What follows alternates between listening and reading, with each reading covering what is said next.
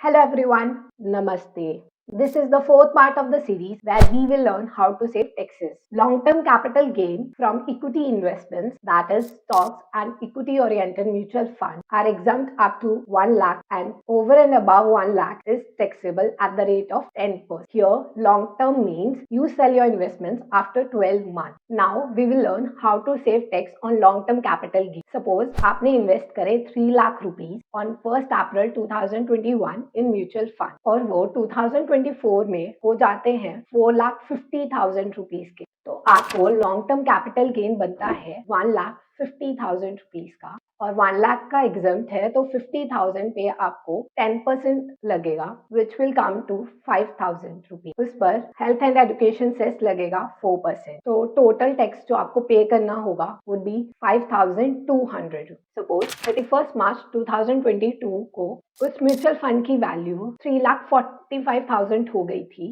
And on 31 मार्च 2023 को उसकी value 3,90,000 हो गई। अगर आप उसे 3,90,000 पे सेल कर देते तो उस ईयर सेल्स वैल्यू थी 3,90,000, आपकी कॉस्ट थी 3 लाख रुपीस, तो आपको लॉन्ग टर्म कैपिटल गेन बनता 90,000। और हमने ये समझा है कि long term capital gain up to 1 lakh is exempt, तो आपको कोई भी टैक्स नहीं पे करना पड़ता इन 2023। और आप री इन्वेस्ट कर देते 3,90,000 रुपीज और वो 2024 में वो 4,50,000 का हो जाता और अगर आप आज सेल करते आपको लॉन्ग टर्म कैपिटल गेन बनता 60,000, दैट इज 4,50,000 माइनस 3,90,000 और 60,000 एग्जम्प्ट हो जाता because long term capital gain is exempt up to 1 lakh.